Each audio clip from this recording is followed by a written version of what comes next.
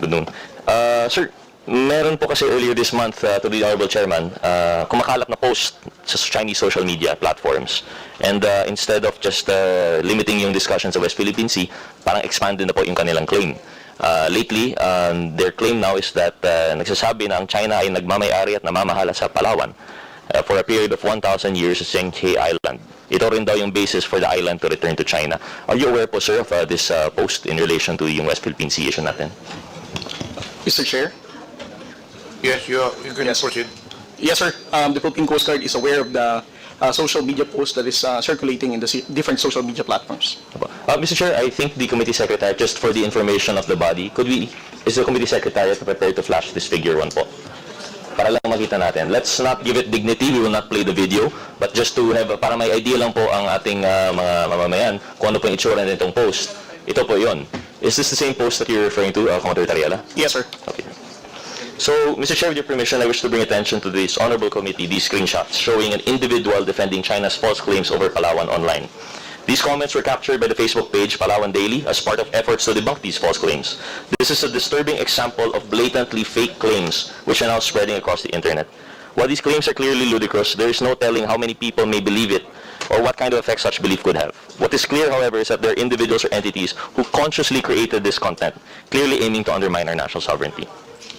So as you can see po, aside po sa post na, yung sa right side po, yung lumalabas actually, parang video po siya, but then even in the comments, there are people defending this. And I think it would be hard for us to determine the authenticity of these persons, Chinese na po yung characters, that is, an issue po ng fake news in relation to the West Philippine Sea is that some of the actors are beyond our territory po, no? So that's another aspect that would add complexity to the regulation of these things. But we'll go into that po siguro with TikTok later on. So, Commodore Tariela, sa buong panahon mo po sa PCG, nakarinig ka na ba ng parehong balita na kina-claim ng China ang Palawan? Kailan po ninyo unang nalaman na may kumakalat na balita na sinasabing pag-ari ng China ang Palawan? Well, Mr. Chair, this is the first time that I heard about this, about the social media post. That kind of claim has never been done before by the People's Republic of China. This is their new narrative right now. Ang dating narrative po nila ay simply limited to the surface features in the West Philippine Sea po, no? But yes, never have they claimed Palawan as having their ownership. Yes, sir. At kung nakita po ninyo yung comment, kasama rin po yung isang comment doon, kasama na rin daw yung Luzon Island na inhabited daw ng China at pagmamayari po nila. Is that the first time for you to hear this claim also? Yes, sir. Ano po ba ang, well, if this is the first time, then we, obviously, for us, walang claim, walang basis naman po yung claim. Upon hearing this po, I know this is now, ano po yung magiging reaction ng PCG in relation to this? Well, the reaction, sir, of the national government is that we asked the National Historical Commission to directly debunk such historical claim of the People's Republic of China or whoever spread that fake news or misinformation. The position of the Philippine government is saying that Palawan and the entire island of Luzon has long been part of the Philippine archipelago. So, ang usual response po natin is to fight it with information, proper information naman po. Yes, sir. But that does not take away the fact na this would be circulating pa rin online, sir, no? Yes, sir. Ang PCG po ba ay active in requesting for takedown of such information sa social media platforms? In this case, for example, TikTok. Yes, sir. In coordination with the Philippine Information Agency, sir. Sir, can you please give us an idea po kung ano yung proseso po ng PCG in relation to? Kasi the way that I see it, although lahat po tayo ay biktima nito, the agency most involved would be the PCG po, no? Kayo rin ang, parang ito ay attack sa inyo because this would be your area of responsibility. Ano po yung process po ninyo when trying to debunk these claims po? Well, especially if it concerns our operation, sir, that clearly countering our factual narrative. We relay our concern to the Philippine Information Agency, the PIA, which is also under the PCO. And since PIA has established connection with Meta, that's the only time that we can wait for any response, whether it will be taken down or we have to wait for, or we have to provide for additional information to be taken down by Meta, sir. Commodore Tariela, through the Honorable Chairman, meron po ba kayong opisina na task para ma-monitor mga online activities or information, lalo na nagmumula sa China? Right now, sir, the Commandant of the Philippine Coast Guard, Admiral Ronnie Hilgavan. Originally, sir, my designation is the spokesperson of the Coast Guard for the West Philippine Sea. My office was only Philippine Coast Guard West Philippine Sea Transparency Office, but it has already upgraded to Philippine Coast Guard West Philippine Sea Transparency Group, and that now includes monitoring of social media platforms that spread fake news and misinformation. Sir, ito po ba ay kasama sa original mandate ng PCG or is this part of the evolving new frontier nga po na tinatawag nila sa conflict over the West Philippine Sea? This is part of our evolving role right now, especially that the national government is supporting the transparency initiative to make the Filipino people understand and be aware of what's happening in the West Philippine Sea. And the only way that we can be more successful in creating awareness and right information to the Filipino people is also to safeguard the spread of fake news, sir, to have it prevented to proliferate in the social media platforms. I see po. Generally po kasi, Commodore, ang pagkakaintindi po namin sa PCG, no, ay napaka-physical po dapat ang ating role, no? Kayo po talaga ang defenders of the West Philippine Sea as our internal waters there.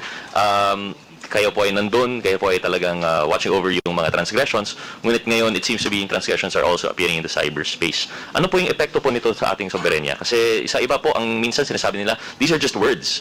And this would not really affect, it should not affect us. But do you stand by that sentiment po? You know, sir, one of the main reasons why President Bongbong Marcos, through the National Task Force West Philippine Sea, supported the Transparency Initiative because he basically inherited a nation wherein Filipino people, right after he assumed the presidency, there's a very limited information that Filipino people learned about the West Philippine Sea. From 2016 to 2022, there are very small portions of information that we told the Filipino people. And for the president to only deliver his commitment of not surrendering a square inch of our territory to any foreign power, he has to get the support of the Filipino people. And the Filipinos will not be supporting our fight in the West Philippine Sea if they do not know what's happening in the West Philippine Sea. So with the transparency effort that we're doing now, as we can now see from different surveys, more Filipinos are being aware of what's happening in the West Philippine Sea. And that's, you know, as what Justice Carpio said, our fight in the West Philippine Sea is intergenerational.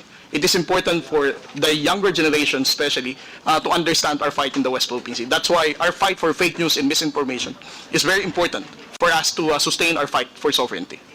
Thank you, sir. I would agree with that po, no? As mentioned actually by Secretary Ruiz. For example, ako po, generation namin, we're not aware already of the Sabah issue. And I fear that might be what will happen, no, with the West Philippine Sea with discontinued disinformation. So we are glad to know po na at least the PCG, despite your mandate being the actual physical defense of the West Philippine Sea, physical monitoring and the regulation of the area, we're glad to know po na that you're evolving. Unfortunately, it shouldn't be that case. We will try to do our best here in this committee to combat at least yung cyber aspect of the of that front. Pero in relation to that po, Commodore Tariela, through the Honorable Chairman, we really have to make all these actions to counter this map expansion tactics ng China, whether it's in the actual or the cyberspace po, no? Pero do you have any recommendations po in relation to this disinformation front of the West Philippine Sea? Well, I think, sir, it's important for us to make the bloggers or any other social media influencers to understand the limitation of freedom of speech, especially if it has something to do with national security concern. Sometimes it's very easy for bloggers or any social media influencers to say that West Philippine Sea, we do not have bases, that the Philippines is the one escalating the tension, those kind of things. They can hide from the constitutional freedom of speech, but again, that concerns our national security. So if there's something that the Congress can do, that is to make sure that we have to prevent them from hiding from that constitutional right, and to also give so much significance when we talk about national security. Thank you, Commander Riela. I would tend to agree with that po, no? But just in addition po siguro for the consideration of the committee, an issue lang po is at least in some instances, meron nga pong false narratives, fake news by vloggers. But in addition to that, what makes it harder in the cyberspace is some of them even hide behind anonymity po, no? So that's another aspect of the regulation, if ever, that the committee would, if the committee would recommend it. I think we also have to look into the interplay between yung actual vloggers who are expressing legitimate freedom of expression, subject of course to proper limitations in relation to fake news, and those that are probably bots po, no, or non-persons who actually should not be exercising any of these rights. But with that, Mr. Chair, just a few additional questions to PCG, because although we've already discussed earlier yung post nung sa Palawan, it is our understanding that generally, especially in TikTok, could you confirm po sa amin po, Commodore Tariela, na in some cases, it's not really censorship, no, but there seems to be a suppression of content in relation of pro-West Philippine Sea sentiments. Is that correct po? Well, I don't have personal experience about the suppression of content in TikTok, sir, no? But I heard from other reporters that if they're using such platform, there are instances that they can limit the audience and the engagement of that particular post if it has something to do with West Philippine Sea reporting. I see, sir. Actually, that question is coming from the source that, I also heard of the same sentiments. Unfortunately, I don't think we have any of these media reporters here with us today as research persons. So I wanted to ask from you po, sana, because what I recall would be in those instances where there are actual, how do you call them, conflicts between the Coast Guard and also yung counterpart po natin sa China. Sometimes we've adopted that strategy of having journalists on board Yes. po, no? But what we've heard is that when they were posting to their personal social media accounts, sometimes they will block out the audio, or sometimes they would limit po its proliferation in the algorithm. And I just wanted to hear po siguro from you, Commodore Tariela, if you had any similar experience with this. Well, for other social media platforms, we don't have any experience about suppression of the reach of the audience, sir. As I said, according to some journalists, their main concern is only TikTok, sir. TikTok lang po talaga. Yes, sir. So with that, Mr. Chair, and I understand generally we want to compartmentalize the topics, but if I still have some time, siguro a few questions po kay TikTok, Mr. Chair. Tapos na po yung oras, Chair. Okay lang. A few more interjection questions, a few questions na follow-up lang po. So, Mr. Chair, we'd like to acknowledge, we'd like to, if the Honorable Chair would acknowledge po yung representative ng TikTok. Hi, yes, good morning, Mr. Chair, and good morning to the Honorable Committee. I just wanted to clarify that I'm here to represent TikTok and not ByteDance. And actually, Mr. Chair, if you would allow, would we be able to play the video that we had prepared for today that we were hoping to show the Honorable Committee Yes, this morning? we will now proceed with the presentation, then afterwards, maybe you can answer some questions from Representative Gutierrez. Comsec, please play the video.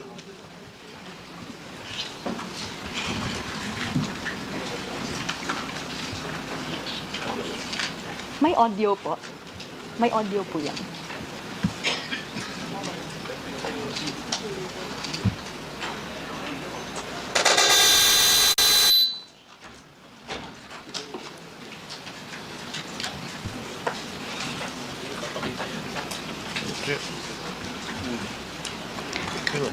Our apologies, Mr. Chair. This video is supposed to have audio accompanying it. But if we have limited time, we're happy to take the questions of the Honorable Congressman. This is what we will do. We will get back to it later. Medyo ayusin lang nila. So you can now proceed with the questions, Representative Gutierrez. Thank you very much, Mr. Chair. So, Mr. Chair, questions directed po sa...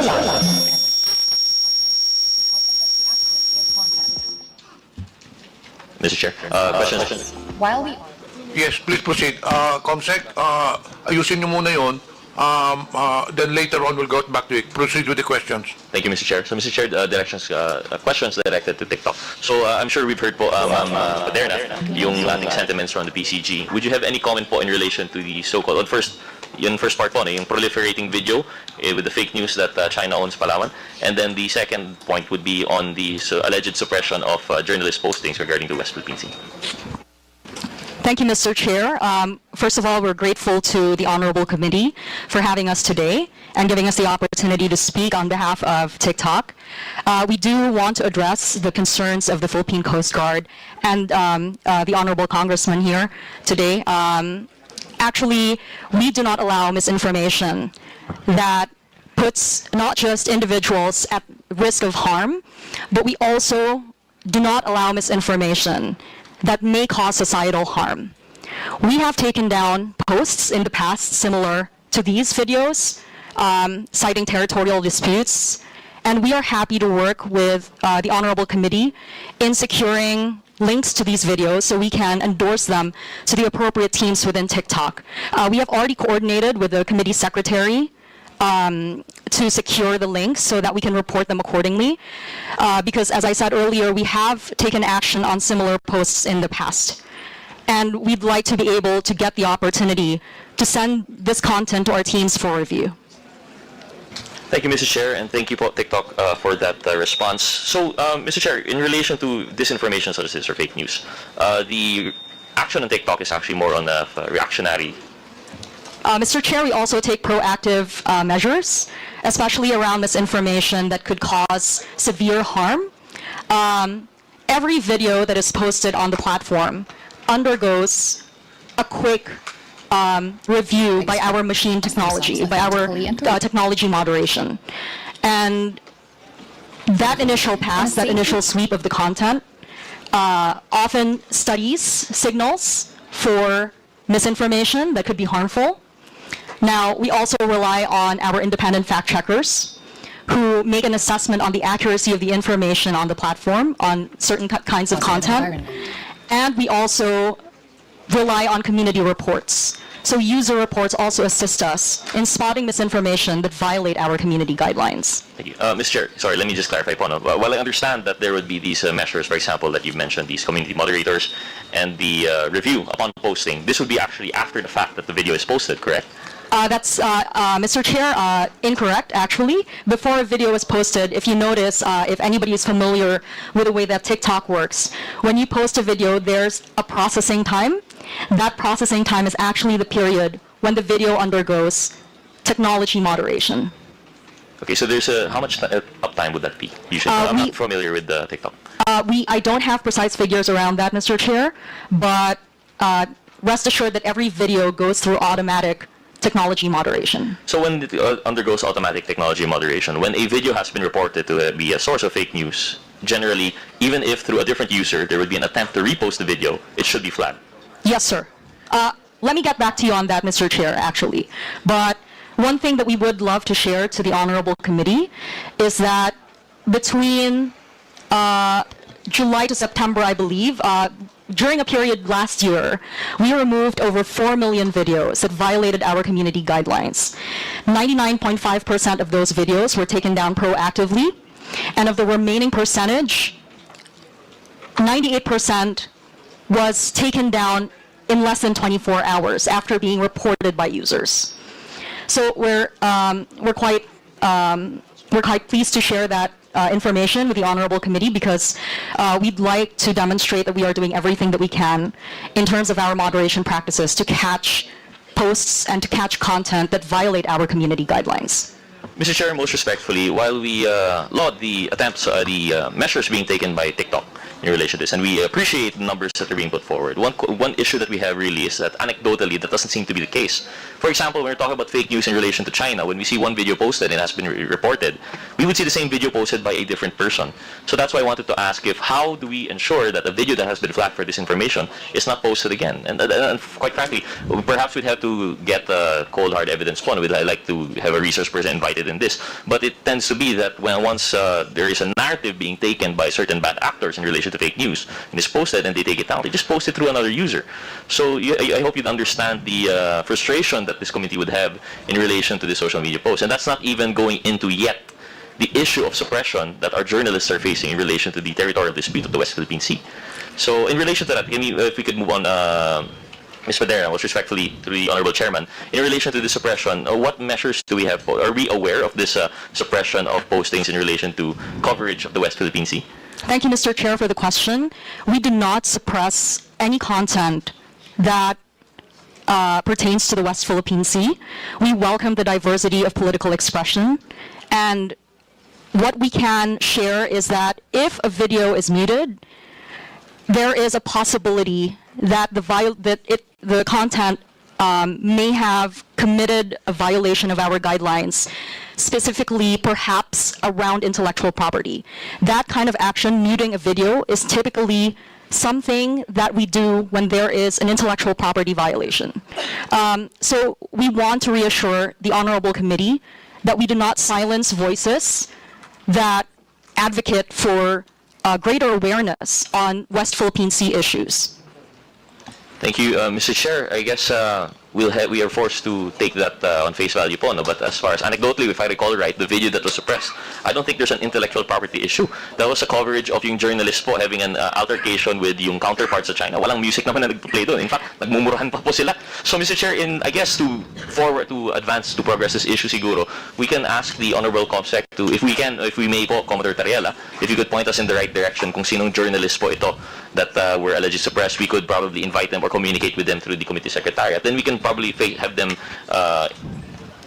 coordinate with TikTok, and we'll get to the bottom of this at a later hearing po. Because as it stands, it's going to be an anecdote versus general guideline. So if we're going to get into the specifics, probably at a later time when the resource person would be available po. No? Yes, Mr. Chair, and if I may, we're also happy to engage these personalities, these individuals from the press, to understand their experience. Our technology moderation is very sensitive around audio. And so even though two people might be speaking and just speaking, our moderation technology is able to pick up signals of background audio. And as I emphasized earlier, often when a video is muted, it's not because of the content. If content violates our guidelines, we take them down. If content violates intellectual property rights, quite frequently, the action that is taken is to mute the audio. So we want to reassure the Honorable Committee of that. Thank you, Mr. Chair. So I guess we'll have to leave that to the discussion at a later time when we have the resource persons available. So, Mr. Chair, I understand my time is up. I had more questions for TikTok, but I'll probably reserve it for the second round. With that, Mr. Chair, I yield the floor. Thank you very much, Mr. Chairman. Thank you. Secretary Ruiz has a previous engagement, so this committee has decided that he will be excused. Anyway, Jose Castro will be here to attend. Thank you for your presence, Secretary Ruiz. Thank you very much, Mr. Chair. Before we continue, may I acknowledge the presence online, Representative Jonathan Flores, Representative Ambrosio Cruz, and we have some social media personalities who arrived also, or present rather. Mr. Ramon Gerardo San Luis, are you here? Mr. Manuel Mata Jr. Do we have now the presentation, Comsec? Okay na ba? Hindi pa? Okay, please proceed with the presentation. At TikTok, we encourage our users to express themselves authentically and creatively in a safe and positive environment. We have a dedicated global trust and safety team that works alongside innovative technology to keep our platform safe and welcoming. From July to October 2024, we removed 4.5 million videos. 99.7% were proactively removed, and 98% were removed within 24 hours. While we welcome the respectful expression of different viewpoints, we do not allow misinformation that may cause significant harm to individuals or society, regardless of intent. We rely on independent fact-checking partners to help assess the accuracy of content. In the Philippines, we partner with Agence France Presse. While we are a global company, we partner with local stakeholders to understand cultural norms and local contexts. For the 2025 Philippine midterm elections, we partnered with COMELEC, NAMFEL, and LENTE to launch the Philippine Election Center, which provides Filipinos with verified election-related information. We regularly meet with civil society organizations, safety experts, and members of the academe to help inform our approach to keep our community safe. We also host media, members of the academe, and government officials at our Transparency and Accountability Center in Singapore. Meanwhile, we launched our Think Twice digital literacy campaign last February to encourage users to think twice before posting and sharing. Our Think Twice videos have already garnered millions of views across all social platforms. We empower our users to take control of their experience on TikTok, including using our comment care and reporting tools. Keeping TikTok safe is a collaborative effort, and we remain committed to working with the government, civil society organizations, members of the academe, and local experts to continue to keep our platform safe.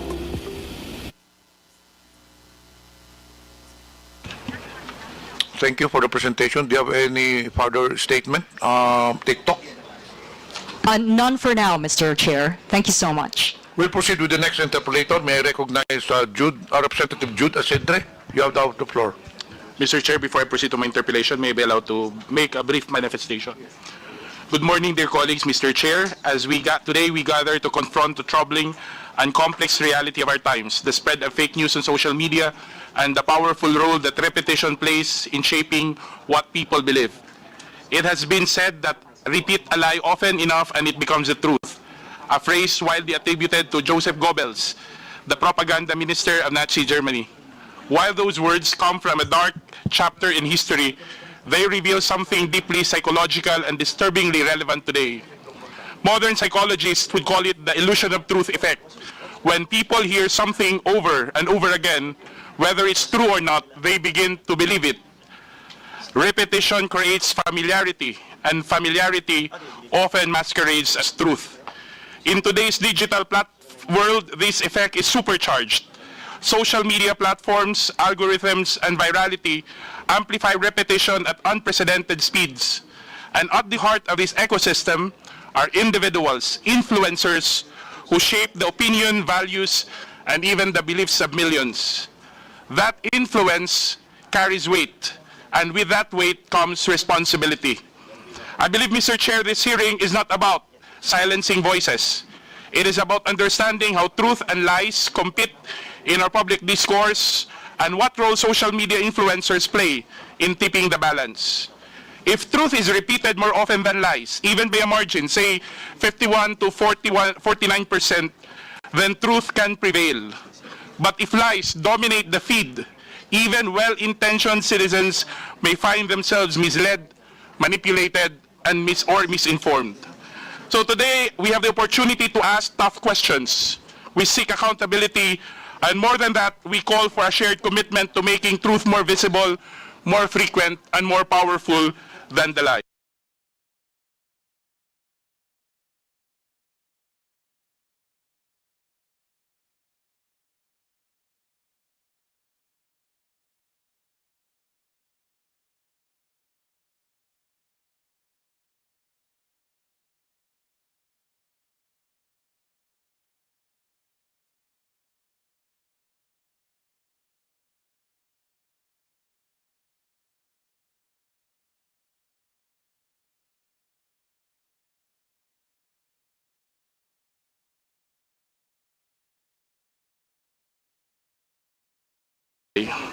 Mr. Chair, let me begin. I have a new Facebook account because on Feb 7, my Facebook was deactivated, so I created a new Facebook account just probably a week ago or less than a week ago. Maliban sa Facebook, ano pong mga social media platforms pa ang iyong ginagamit? I use TikTok but sparingly, that's it. Tinuturing niyo ba na trabaho in addition to your professional affiliations itong pag-post nyo o paggamit nyo ng social media? Personally, no, because I don't earn. My accounts are not monetized. But because I'm the social media head of Manila Bulletin, I have to be on top of what's happening on social media. So you consider, again for the record, na your social media activities in a way complement your professional affiliation with Manila Bulletin? I would say so because if you're a journalist, if you're a writer, if you're an editor, you listen to what people are saying on social media because that's how you get the pulse of the people. Okay, thank you. Kailan ka nagsimula sa social media, if you still remember? I'm sorry, I don't remember. Probably as soon as Facebook was created, I think maybe a year or two after I had an account. I don't remember exactly when. So how do you decide on choosing your topics for your content? My personal content? Yes, for your personal account. I don't decide. Facebook has a what's on your mind field, and what's on my mind in that moment is what I write about. So you would say that all this are simply random, spontaneous thoughts that you have over. Yes. So, do you consider yourself, tinuturing mo ba sarili mo na influencer in addition to your professional role as a journalist? I do not know. I'm not a self-identified influencer. I cannot say that I am an influencer, even if I do have a modest following that's below 500,000, because I don't do lives, I don't do YouTube, I have never gone. I only write on Facebook, that's it. I only write on Facebook, I don't do YouTube, I don't do lives, I don't do podcasts, so. But you are aware that with your your modest following on Facebook, as you refer to it,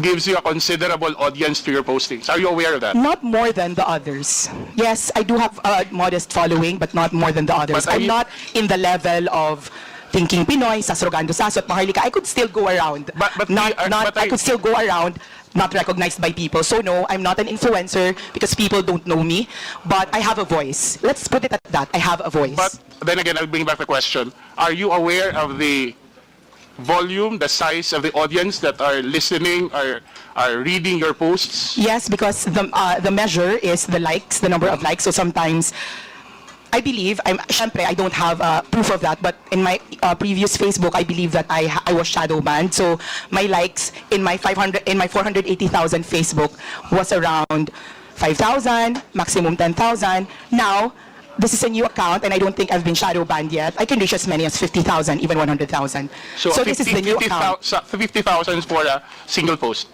Yes, for this new account. Okay.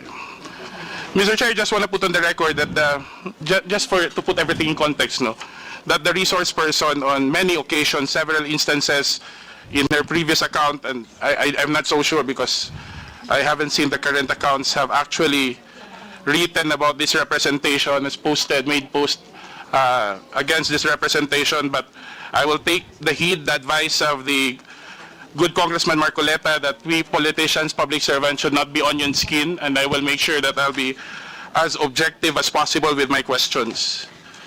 Can I reply to that, Mr. Chair? No, I will continue with my questions, Mr. Chair. Mrs. Crescent, ano po ang klase ng content ng inyong pinopost? Political, personal, lifestyle. And many of these Basically, what my life is in the public. Anything, food, films. Political is a big part because I am politically inclined. I like talking about politics, but it's not the end-all and be-all of my account. how many percent would you consider those would carry political? How many percent of your posts would you consider would carry political themes?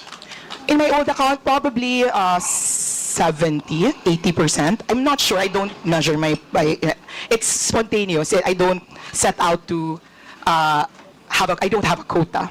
And you attribute this simply because you are Because I'm very politically politically inclined. aware and I'm very politically passionate, sir. Sa mga content mo, may naalala ka bang pinakamaraming engagements, views, likes, or whatever impressions? Yung pinaka nag-trending na post mo? Top of mind. Sa old account, ang pinaka nag-trending na post was the death of Stan Lee. It's not a political post, the death of Stan Lee, the creator of Marvel. Sa new account, my sadness over PRRD spending his birthday alone in his cell in The Hague. Yung sa mga political post mo in the previous account, ano po yung pinaka nag-trending? I don't remember exactly, but it's always about the former president. So sa tingin mo, bakit nagtre-trending ang isang post ni Crescent? I don't know. Maybe because it resonates with people. Because I have never boosted a post. I'd have never bought likes, or I have never paid to get liked or followed. So I cannot speak for my audience or readers, but it's probably common sense that it resonates with them that there are a lot of people who love President Duterte. May mga contents na sinasabi na non-political o may mga post ka naman na masasabi mong hindi nag-viral, ano? Actually, I don't know what the parameters are for what is considered viral. I don't know. Or let's say, anong klase ng content naman in your experience ang hindi nagkaroon ng maraming engagement? May naalala ka ba na... It does not, I do not look at how many likes I get. And whether or not they go viral is not very important to me. I write what I write, whether I have 1 reader or 1,000 readers. But when you post something, do you also engage with your those who make comments? When I have time, and when you do that, have you considered ano yung mga dominant demographic ng yung audience na usually mo na napapansin? Are these like-minded people? Are these...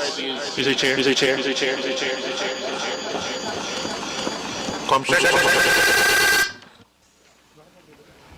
Hello? Okay. Okay na? Okay.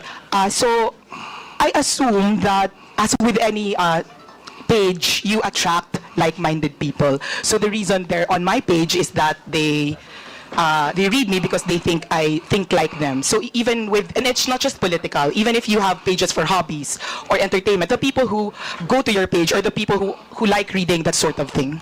And you think this is the reason also why people follow, they like, they comment your post because they agree with your posts? Probably, yes, I think so. And you think...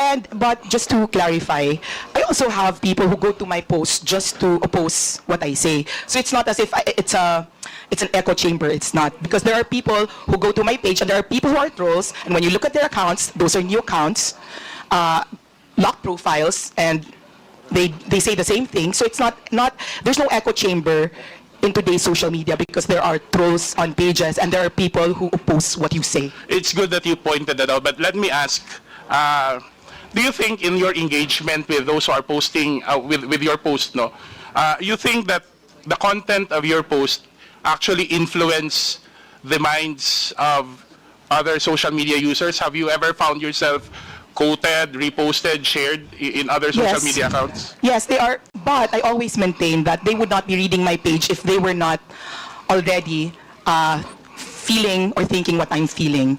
And a lot of the feedback that I get is that people saying, you articulate what I am feeling, except that I do not have the words or the talent to say that. So I think majority of my readers are those people who want to express their frustrations or express their hopes, and are not just, I do not have my writing skills. It's good that you mentioned about feedback. So, have you ever received feedback that people are actually saying it's good that you exposed this, that you wrote about this because I'm learning, I get to know what's happening, I get to understand the issue more? Yes, but that's not specific to social media. I am an editor, and if I write articles for the newspaper, it's always all the articles that you write, whether they're for social media or for traditional media, you're writing it to expose, inform, entertain, empower. But let me go back to the social media. Let me limit to the social media posts. Have you ever received feedback saying that they have learned, they're thankful that you have exposed, they have learned something, they've been influenced by the information that you posted in your social media account? Sir, I do not think that I am at the level of investigative journalist who have exposed something. I just say what unfortunately, I'm not the kind of journalist who can do exposés. So unless it's something of my personal knowledge, I don't think that somebody has thanked me for exposing something. So are you sure that in your social media post, whether in your previous posts or not, you have not exposed any public official or agency of the government whatsoever? Remember, you're under oath. Not that I remember, and I know that I'm under oath. I don't remember anything exposing a public. And if I'm going to do it, I'm going to do it in my job for Manila Bulletin, not on my page. So I am more protected by my office. I will go back to the question. Ibig sabihin ba, sa social media posts mo, wala kang sinabi na nag-i-expose ka sa sino mang opisyal o ehensya ng gobyerno tungkol sa in the conduct of their official duties? I don't remember any exposés I've done. Mr. Chair, is it possible that the committee subpoena Meta for a copy? I understand that Meta keeps a digital copy of all the postings over a considerable time. I move that we subpoena the social media posts of Mrs. Crisette Chu. There's a motion. Any second? Second. Any objection? There being none, motion is approved. Thank you, Mr. Chair. I know you're a professional journalist, Crisette, and I know you're well trained and you studied abroad, and you have a good appreciation of what it takes to be a journalist. By referencing from that, would you describe the extent of your influence? How would you describe the extent of your influence online, and what responsibility do you think comes with that influence?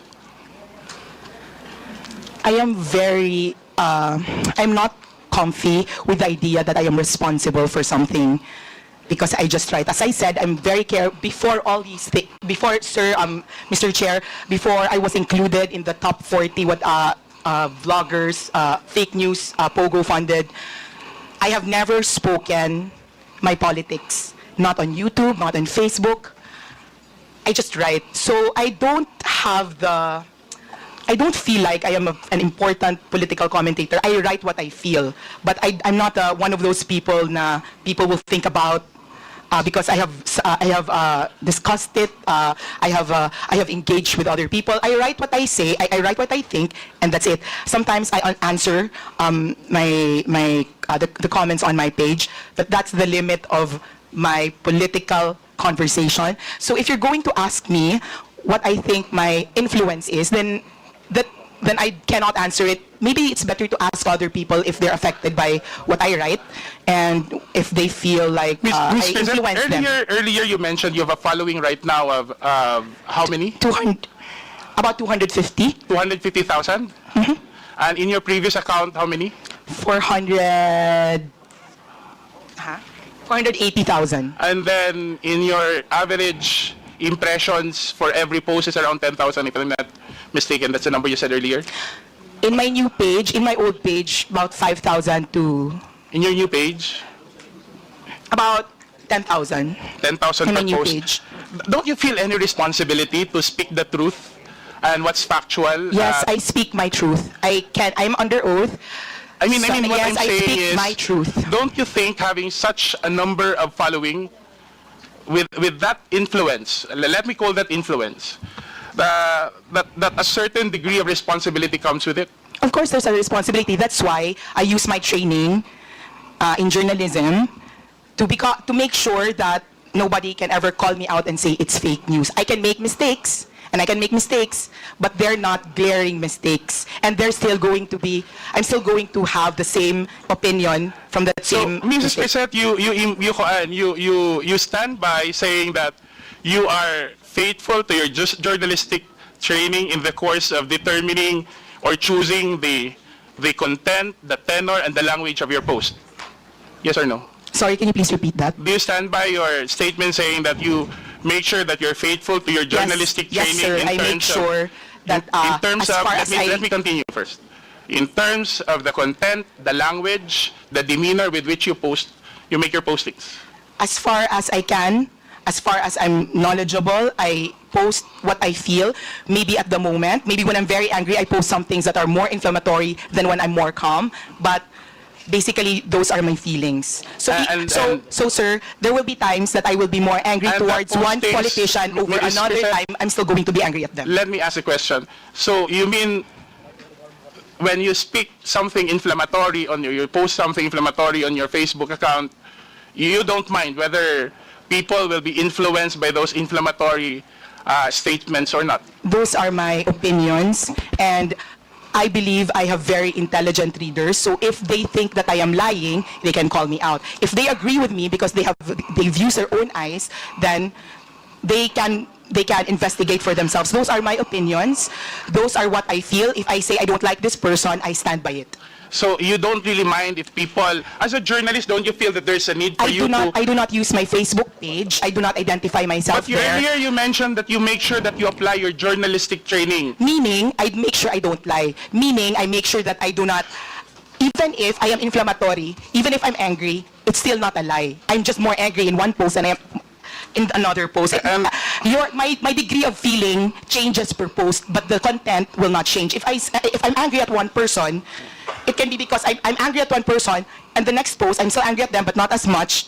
But So the that reason that changes. I'm angry at them is the same. Okay. Before we proceed, may I remind the resource persons, when you answer, please address the chair first. Sir, sorry, And, okay, sir, Mr. Chair. Let the interpolator finish the question before you answer. Just a reminder. Yes, sir, sorry, sir. In your training for journalism, you majored in journalism, right? Communication arts Yes. and publishing, sir. Are you aware of the psychological phenomenon called illusion of truth effect? I'm not sure we discussed it, sir, So Mr. Chair. it means that when a repeated information is repeated again and again, it's likely to be perceived as true regardless of the factual accuracy. Okay, sir. For the record, let me ask, have you ever unknowingly or knowingly repeated content that turned out to be false or misleading? Have you ever? In the course of your posting, have you ever repeated Knowingly, content? no. Unknowingly, I am not sure. Mr. Chair, I ask that because I would like to draw your attention to this post dated March 13 under her new account, Preset Chu. May I ask the Secretariat to flash it on the screen, where the resource person posted, and I'll read the first paragraph. May mga pulis at military daw na nagre-resign kasi hindi na daw nila kaya. Marami daw. They cannot be part of this government daw. Preset, Mrs. Preset, would you confirm that this account is yours? Yes, sir. And Mr. Chairman, that's not fake news because there were TikTok. wait. And kindly, sir, Mr. Chair, finish the post, sir, to read. Finish the... Kasi nakakahiya ako, sir. Mr. Preset, as I've said, please let the representative finish the question first before you answer. Let us observe proper decorum. So this is your Facebook account. Yes, sir. Did you post this? Yes, sir. I And post the in entire this first page, first paragraph, you stand by your statement that you said na maraming, let me read it verbatim, na may mga pulis na military daw na magre-resign kasi hindi na daw nila kaya. Marami daw. They cannot be part of this government daw. Tama po ba? Yes, sir. And then Saan kindly mo read... nakuha yung impormasyon na to? Sir, if you go on TikTok, there are policemen, How many policemen? Sir, I'm not counting, but there are many But policemen, you and said that's a marami. general impression, But sir. you said marami. So, Yes, so sir. you just Marami, post sir. it on the basis of a single, Yes, sir. 2 or 3 posts? Yes, sir. I will not count all that, but there's a general impression, sir. And sir, Have if you you read all ever my content, Let me ask a question and I'll give you the chance to answer. Have you ever made an effort to verify this post from official sources? yes, sir, because there were already policemen, and I am sure our policemen can also say that there were policemen that are on TikTok that are voicing out their, if they have like, feelings. So, if you could kindly, sir, read the rest. So, kasi nahihiya po ako kasi may mga police dito. No, I just want to stand by. Your opinion, the next succeeding paragraphs are your the opinion of the resource person. I just want to stick to the factual statements you made. And that's basically saying that maraming police at military daw ang magre-resign kasi hindi na daw nila kaya. Marami daw. They cannot be part of this government. And apparently, the resource person, Mr. Chair, has gotten this information from other social media posts. And on a critical matter such as this, Mr. Chair, she did not make any effort, or unless you're contesting it, any I will effort contest to it. verify it from official sources. Mr. Chair, number one, I made sure to put the word thou because no policeman has ever come out to me. Well, before, but it was in my old when they would talk about their discontent. Earlier you said you don't want to write a lie. Yeah, and that's not a Let me lie, ask you, sir. That's maybe not a as lie, the sir. resource person, naniniwala ka ba sa katotohanan? As a journalist, Of course. ang pagsasabi ba ng hindi totoo, hindi pagsasabi ng katotohanan, tama, di ba? Mr. Chair, those are the impressions, not No, only of me. I'm asking you, because I want to test if we have the same idea of what truthful is. Yes, sir. Ang Yes, hindi Mr. pagsasabi Chair. ng totoo ay hindi pagsasabi ng katotohanan, di ba? Yes, Mr. Ang hindi Chair, and I pagsasabi ng maintain. totoo ay kasinungalingan. Tama. Yes, sir, and I maintain Ang I'm speaking the pagsasabi truth. ng half-truth ay pagsasabi din ng kasinungalingan. I am maintaining that I am speaking the truth of the impressions made on social media. Okay. Thank you, sir, I don't Mr. want to Chair. argue with her position, Mr. Chair, but I just want to bring the attention of the committee to a news article showing the official position of the PNP. Can we flash that on? Can we flash that on the screen?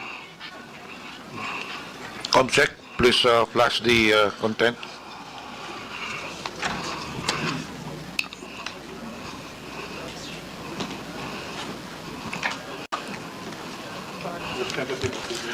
Okay, this is a press release. I think this is a news article from, if I'm not mistaken, from the Philippine Star, saying basically, according to the spokesperson of the PNP, hindi daw totoo ang nasasabing mass resignation ng mga miyembro ng PNP.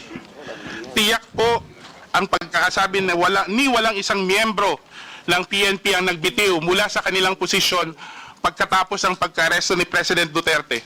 Pinabulaanan nga po niya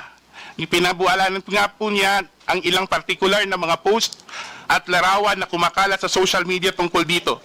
So have you read this article after your post? Mr. Chair, no, I have not read that article. And Mr. Chair, this article exactly affirms what I said earlier, that the mass impression of laymen like us, civilians like us, that there were mass resignations. The fact that the PNP... But Madam Chair, Mr. Chair, you just said, yet you do not share lies on your post, sir, diba? Sir, I shared... ano tawag? Mr. Chair, that's what I said. Kaya ako nag-include ng daw. These were impressions. The fact, sir, that our PNP had to write a press release means kami na hindi kami, wala kaming statistics. These were the impressions that were coming to us. So you're saying that this is something sir, that can I you also just... finish? Okay. Why it's not fair here? Okay, Mr. Chair, does it mean that you have simply written this post out of your personal impressions or the impressions of you believe are posted in other social media without even making sure whether there is enough basis or have made any effort to verify your statements? Mr. Chair, if I am not an insider in the PNP and they had to release that information, it means that they are correcting the general impression of masses like us. the fact that they had to write it means that there's a general impression. And to our policeman here, I would like to And when you make address you those, that, Mr. Chair, when you make those impressions, you don't have any regard whether, now you find yourself apologizing to the policeman No, here. sir, the So reason you I am didn't make any apologizing is effort. because my post was Mr. not Chair. about...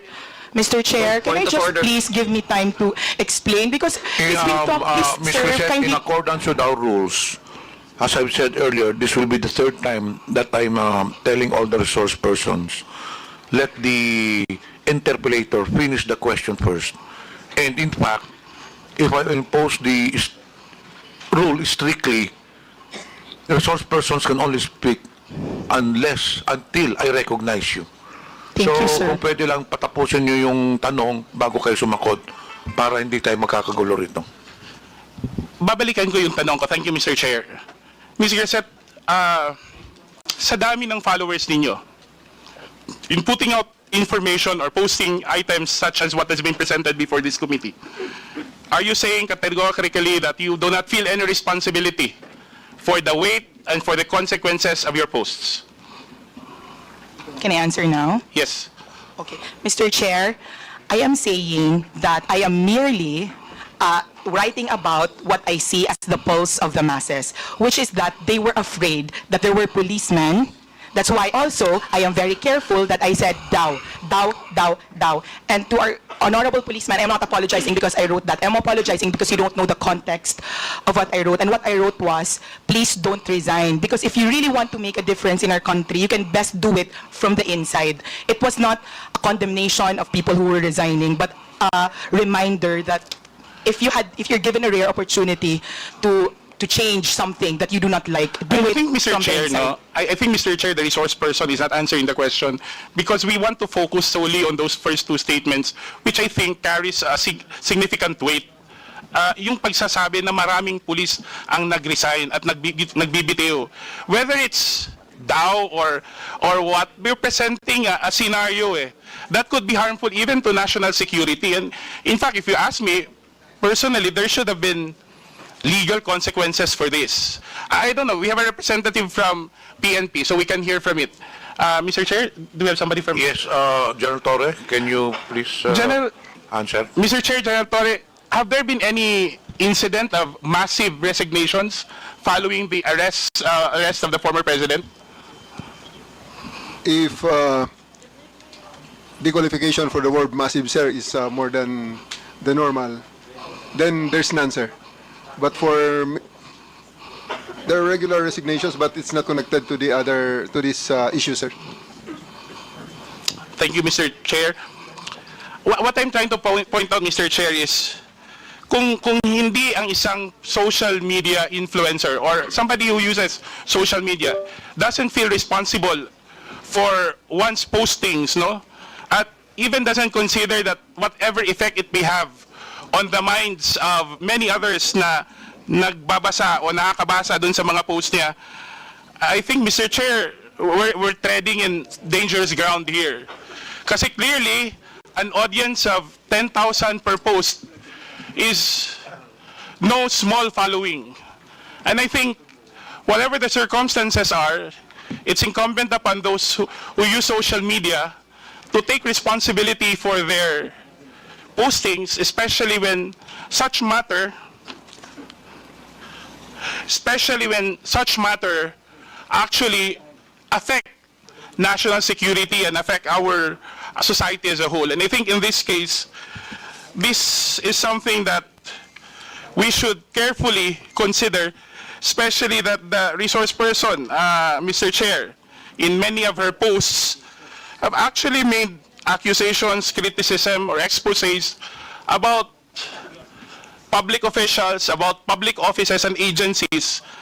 And I think we have to draw the line, whether the canons of journalism, especially that Mrs. Crisette Chu is a journalist by profession, that there should be a clear demarcation between personal posts, especially what should determine, I think, Mr. Chair, should be the content of the post rather than who the one writing is. And especially in the case of Mrs. Crisette Chu, her being a journalist, make sure that a serious journalist, as she mentioned, will not publish rumors, because basically the way she explains it is that she has made this post on the basis of social media rumors. The ones who publish social rumors are actually those who are showbiz reporters. So the article on the resignation, and you can see on the following post, there has been no effort, Mr. Chair, to actually verify. May I ask the resource person again, Mr. Chair, after learning, have there been any efforts on your part to rectify or to correct the impression that you said you've articulated in your social media post? Mr. Chair, can I answer this, sir? He's belaboring the point that this is news. It was not news.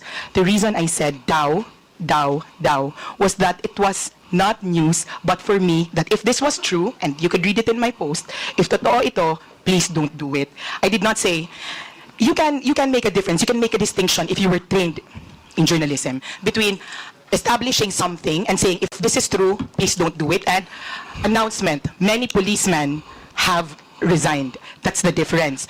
I wanted to predicate what I wrote with something that was daw, because it was a reminder to our policemen that please do not leave us, please think it through, that you can do more inside. So sir, for me, it was more an opinion piece based on the general impression of when I wrote it, sir. So now it's an opinion piece, Mr. Chair. That's All that's my how she's articles referring on it. Facebook are opinion pieces po, So, sir, Mr. Mr. Chair, this would be my last point. Would you agree, Mrs. Crescent, if you would, I would be so direct, that what you've written on your post is simply somebody's ranting, sensationalizing a rumor heard on social media without no effort to verify, with simply the effort to create some questions or to insinuate a situation that would actually affect national security. Because that's how you explained it. You simply sensationalized a rumor you heard online without considering, without even taking the effort to verify, and without considering the possible effects on national security on a matter that is very sensitive given the political situation of the country right now. And you feel no responsibility whatsoever to the 10,000 impressions or readers that we have who may be influenced by the opinions that you raised. You really don't care about what people will do or say or take after reading your post. Is that correct, Mrs. Crescent? Mr. Chair, I will reply now. Okay, sir, I do not feel any responsibility because my conscience is clear. It was not phrased as news. It was something. I agree na, Mr. Chair. Sir. I agree na. I'm not saying, I agree with what you're saying. It's not news. But you simply sensationalized on social media a rumor that you've heard or read or whatsoever without any effort to verify it as a responsible social media user, and without consideration that given your following, the people who read and actually listen to you on a matter that's sensitive to national security. Mr. Wala Chair, kang pakialam kung anong gagawin at iisipin ng mga tao, basta sinulat ni Crisette Chu, naniniwala yung mga tao, bahala maniwala sila hindi. Wala kang pakialam doon. Mr. Chair, may I already reply? The fact that the PNP felt there was a need to issue a clarification meant it was not me who thought about it, that it was the general sentiment of a lot of people because there were a lot of posts going around. I never claimed to have first-hand information about this. That's why it was very important to me to say, But neither did you, Mr. Chair, neither did you say also in the same post that I do not have a first-hand information about this. Diba? Yes, Wala ka Mr. naman Chair, sinabi. that was why I said daw, and it was not phrased as a news. 3 words but does not. but for me as a reminder to our policemen, sir. Okay, granted arguendo that that's the case, no? Now that the PNP has actually explained, and you even hear General Torres say, Mr. Chair, Mrs. Crescent, that it's not true. Are you willing to apologize for anybody who may have thought wrongfully? You should say, you claim is not your attention. Are you willing to apologize to those who may have thought or have taken your statement as truthful and factual? Sir, I will not apologize only because if you read the entire post, it was to support the PNP, and it was a good post. It was not news. So, sir, I'm sorry if you think if Mr. Chair, I'm saying, aminado naman ho ng resource person na nakuha lang niya yung chismis sa social media. 'Di ba? Tapos ginawa niya ng buong kwento na yung mga police, this and that. That I would leave it to you because that's your opinion, calling on the police for whatever. But I'm asking you now the police itself, the police organization, officially, and General Torre has now confirmed that, saying that there has been no mass resignation. Are you willing to rectify? Because many would have read your statement and read it without the doubts. Maybe some people actually, we have more than 30 clippings of your post, and people in their comments actually take in your statements as truthful. Now you're presented with an example that your statement has been debunked officially by the police and General Torre, who's here with us. Are you still not willing to correct yourself officially? Sir, Mr. Chairman, in my training for journalism, the DAO is you very know, important, sir. Mr. Chair, And the also, problem sir, with our resource to our person police, is she sir, claims to be a journalist whenever it's convenient, and a private person whenever it's convenient. And if you go back to my manifestation earlier, Mr. Chair, that's actually the problem that we have today. You have people who are able to amplify issues without being bound by the canons of journalism. Diba? Subukan kayo ng komentaristang sabihin yan on air, on radio, kung hindi yan matanggal yung license niya sa KBP. And our social media influence, well, not everyone, but those who are able to peddle on sensationalized news or rumors on the basis of mere rumors, no? And I'm not bound by any accountability. Don't even, as the resource person has said, Mr. Chair, doesn't even feel responsible for the consequences of her statements. And I think we're treading on dangerous grounds here. Because, as I said earlier, something that you repeat over and over again, for someone who has a following of 10,000 per impressions per post, 100,000, following 500,000 in her previous account, and 200,000 in this current account, that's something that should be considered. Where do we draw the line between one statement and the accountability that he or she must bear for her readers? If this was a matter, Mr. Chair, and I'd like to wind up now, that affects my person, I wouldn't really mind, because I think being criticized openly comes with the job that we have. It comes with being elected to public office. But when it is a matter of national security, when it is a time when the country should be protected rather than weakened by all this misinformation and disinformation, I think we need to draw the line. I think that's all for my question, Mr. Chair.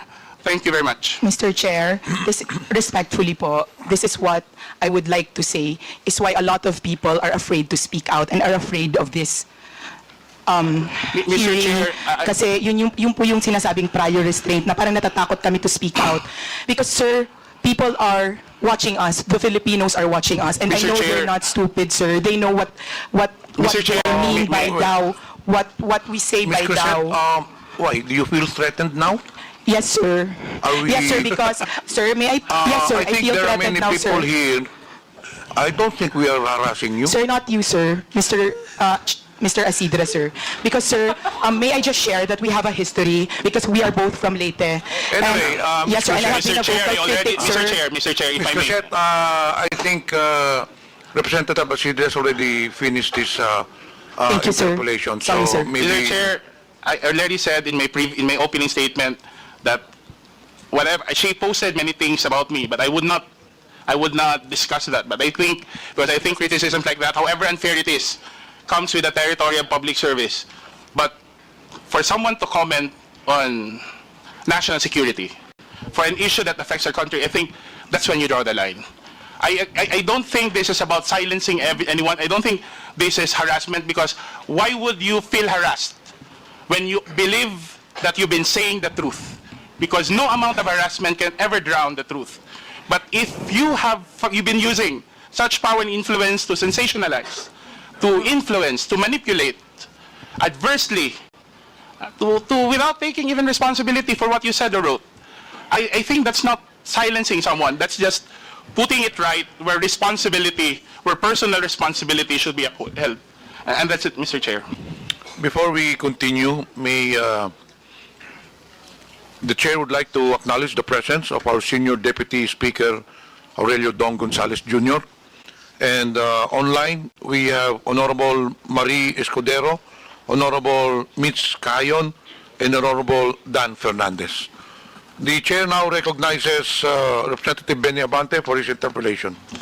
Thank you, Mr. Chair. I'd like to follow up the questions of Congressman Isidre to Ms. Crisette Laureta Chu. Ms. Crisette, will you be able to answer my questions? Congressman, Mr. Chair, yes, sir. Okay.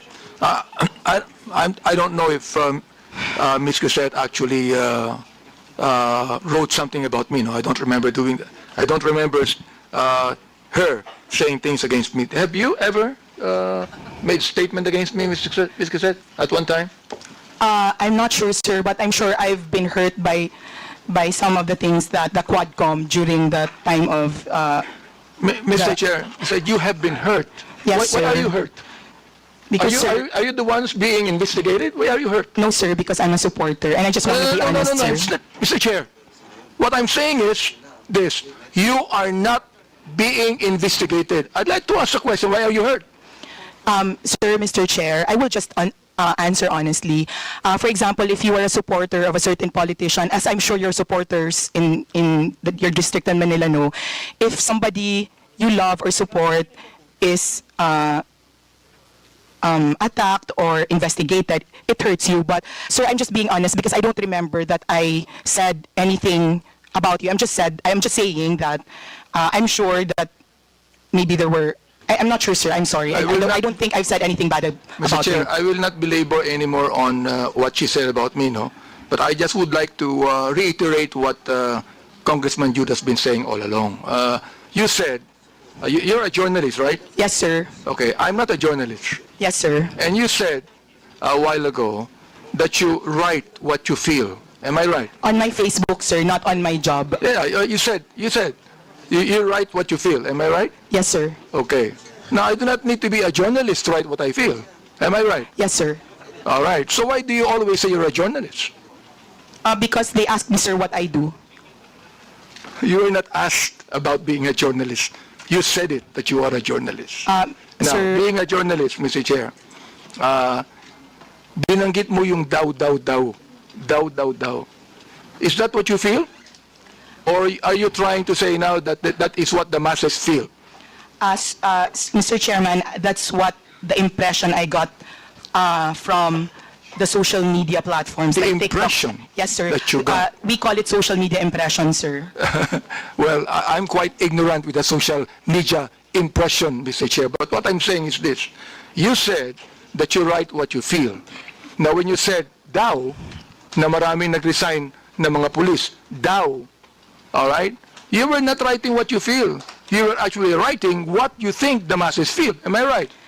Sir, in the first part of the sentence, yes, sir. And then the second part of the post where I had my own opinion, it was what I felt, sir. So you believe that what you were writing, what you believe to be what the masses feel. Yes, sir. That's right, sir. All right. So you're not writing what you feel, actually. Yes, sir, as well, sir. Therefore, you were wrong in your first statement. Yes, sir. Okay, sir. Good. Very good. I'm so glad that you admitted that. All right. Now here it's... In light of the new information, sir, in light of the I do press not need release, you to sir. explain. I don't need you to explain, Mr. Chair. Yes, sir. Thank you. You admitted you're wrong, and that's it. Yes, sir. Thank All you. right? Now, I'd like to ask General Torre here. You answered a moment ago, General Torre, that when you speak of a mass resignation, there's none. There's none. Will you please explain further so that Ms. Crisette Chu will be able to understand that is not what the masses feel?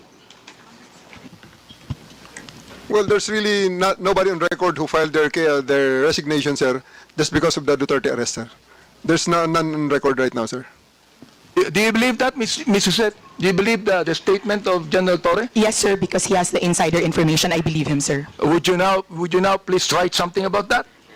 Even if you do not apologize, would you now please write Yes, something sir, about if you that, wish, that you sir. believe, now, just a moment, that you believe that with the statement of General Torre. Would you please write that? Yes, sir. I will write, sir, that according to the PNP, there were no mass resignations due to the Duterte arrest. Thank you. sir. And therefore, you were wrong. Yes or no? Yes, sir. Okay. Thank you very much for admitting that again. All right. Now, I would like to understand what you wrote also here, December 28, 2024. I have the copy here and the picture. I was actually asking my colleagues here, who is this lady in that picture? And I was told that this is the daughter of the former president. Now you said, yung anak ka ng presidente, kapatid ka ng VP, mayor at congressman, pero kailangan mo magbenta ng deodorant sa TikTok with matching actual application of deodorant sa kilikili mo because sayang ang pera para may pambili ka ng luho. Samantalang ang anak ng mga congressman lang na kung sino-sino ay nag-aaral abroad sa Europe at Switzerland at walang alam sa buhay, akala ay hardworking lang ang kanilang mga magulang. I would like to understand this. I would like to understand what you feel about this. Now you tell us right here in this committee, anong ibig sabihin nitong impression na ito? Mr. Chair, respectfully, I would like to say that there are many congressmen whose children live lives that are far beyond what their son and of their parents have. Well, Mr. Chair, to inform Ms. Crisette that I have 3 children, and they never went to Switzerland to study. Yes, sir. Not Okay. you. It's not you, sir. All right, not me. Yes, so sir, not therefore, you. who are you referring to? Sir, I would You give us names. Who are you referring to? You made a statement that there are a lot of congressmen. Therefore, you tell us now, who are you referring to? Sir, Mr. Chair, respectfully, my counsel does not want me to mention. Your counsel is wrong. You made a statement, samantalang ang anak ng mga congressman. You made that statement, maraming congressman. So I'm asking you right now, sino-sinong congressman yon na may mga anak na nag-aral sa Europe at Switzerland na walang alam sa buhay? Yun ang ibig sabihin nun. Yun ang impression mo, di ba? Alright, you tell us now. Because that is not only an impression, Mr. Chair. She is telling us something that she believed to be true. Your Honor, as counsel for resource person Mr. Chair, issue, does the council have the right to speak in this committee? The council should wait for the chair to recognize you. Representative Manti first.